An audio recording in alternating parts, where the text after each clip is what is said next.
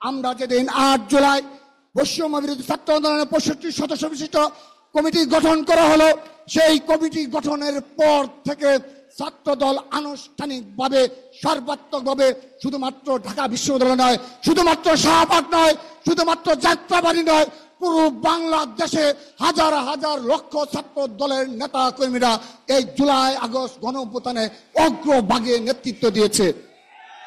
প্রিয় উপস্থিতি, আপনাদের স্মরণে রয়েছে 11 জুলাই ছাত্রদল কেন্দ্রীয় সংসদের পক্ষ থেকে নয়াপল্টন পার্টি অফিসে প্রেস ব্রিফিং এর মাধ্যমে আমরা কোটা সংস্কার আন্দোলনে সম্পৃক্ত থাকার কথা স্পষ্টভাবে নির্দেশনা প্রদান করেছিলাম শত শত সাংবাদিকের সামনে।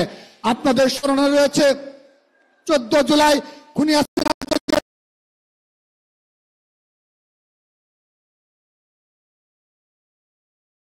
কটূক্তি করেছিল রাজাকারের বাচ্চা বলে। সেদিন আমাদের ঢাকা বিশ্ববিদ্যালয়ের বোনেরা বিক্ষোভে ফেটে পড়েছিল, বিক্ষোভে উত্তাল ছিল ঢাকা বিশ্ববিদ্যালয় হলগুলো। সেদিনও ঢাকা বিশ্ববিদ্যালয়ের ছাত্র দলের সকল পর্যায়ের নেতাকর্মী, ছাত্র দলের সকল পর্যায়ের নেতাকর্মী সেই রাত অবধি রাজু ভাস্কর্য অবস্থান গ্রহণ করেছিল।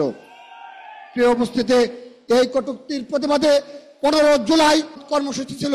সেদিন ছাত্রলীগ সন্ত্রাসীরা নৃশংস হামলা চালিয়েছিল, বিশেষ করে ঢাকা বিশ্ববিদ্যালয় আমাদের বোনদের উপর যে হামলা চালিয়েছিল সেটি আজও জাতির কাছে তারা বিকৃত হিসেবে হয়েছে। অতঃপর 16 জুলাই ছাত্রদল আনুষ্ঠানিকভাবে আবারও প্রেস ব্রিফিং এর মাধ্যমে সকালবেলা পরবর্তীতে বিক্ষোভ মিছিলের মাধ্যমে স্পষ্ট করেছিলাম যে এই কোটা সংস্কার আন্দোলন আমরা সর্বাত্মক এবং শোন রয়েছে। আমি আজকের এই ঐতিহাসিক ছাত্র সমাবেশে আমি একটি বিষয় সবাইকে মনোযোগ সহকারে স্মরণ করিয়ে দিচ্ছি।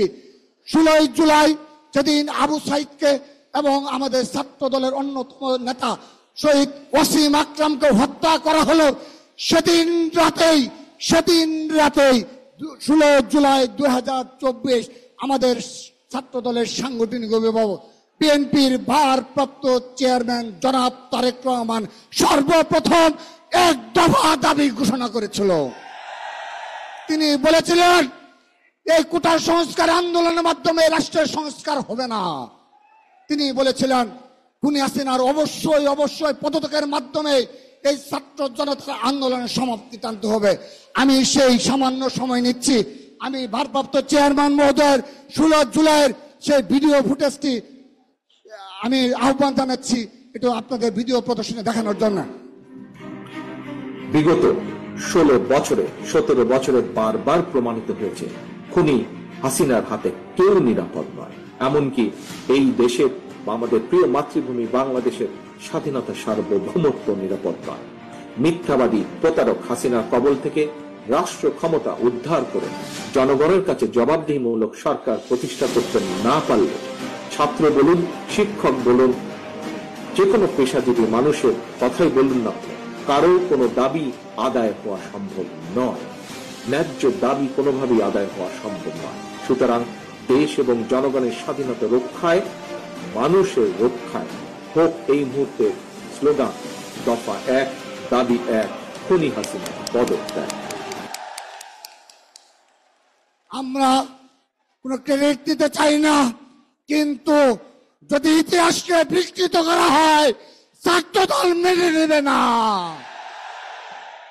প্রিয় উপস্থিতি, তারপর 17 জুলাই কমপ্লিট শাটডাউন সহ 17 জুলাইয়ের কমপ্লিট শাটডাউন সহ 18 জুলাই 20 জুলাই সহ 3 আগস্ট 4 আগস্ট আমার এই ছাত্র দলের প্রাণপ্রিয় ভাইরাই এই আন্দোলনের অগ্রভাগে নেতৃত্ব দিয়েছে।